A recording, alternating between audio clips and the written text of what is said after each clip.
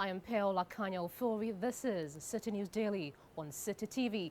Coming up in this edition, we'll tell you why the showdown between former Attorney General Martin Amidu and businessman Alfred Woyome did not happen at the Supreme Court.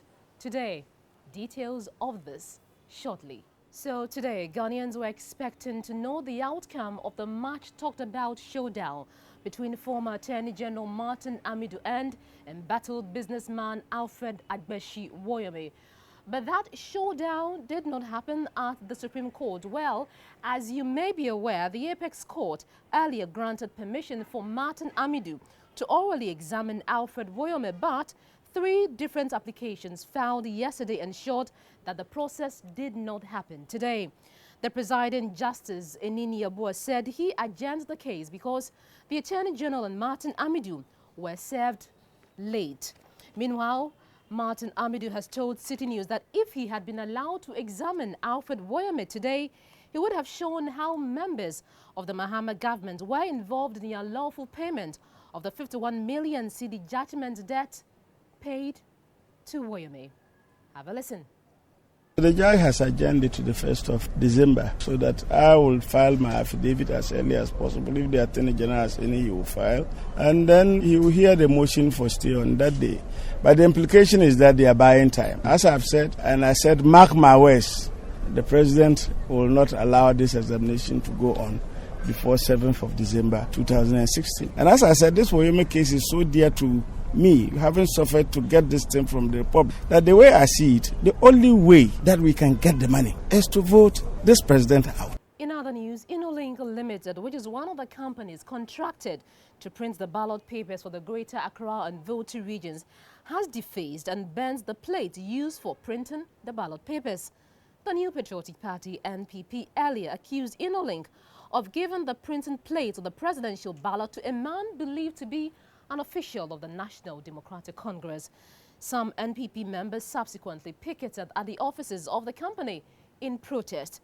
Now, after defacing the plates today, they were burned under the watch of the police, party representatives and officials of the Electoral Commission. So every day on Citi News Daily, if you have been watching, you may realize that we tell you what the various presidential candidates in this year's election have been telling electorates. So let's get started.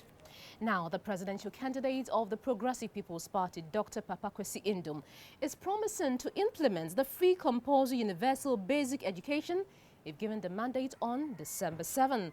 He has criticized the NDC administration's progressively free education policy. Well, he says it is a deception. Speaking with teacher associations at the Nat Hall in Accra this morning, Dr. Indom said the PPP is the only party with the best policies in education for Ghana. And the presidential candidate of the Convention People's Party, Ivor Greenstreet, has also been speaking. Now, he says that the 2 major political parties in the country, that's the National Democratic Congress and the NPP, are nation wreckers, for which reason they should be rejected at the December 7 polls.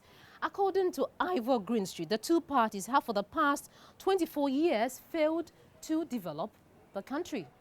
Now let's end on a sad note, and that sad news is coming from the camp of the New Patriotic Party because Kwabena Boadu, who's aide to the running mate of the New Patriotic Party, is reported dead. According to party sources, he was electrocuted following an electrical fault in his hotel room in Wa in the Upper West region.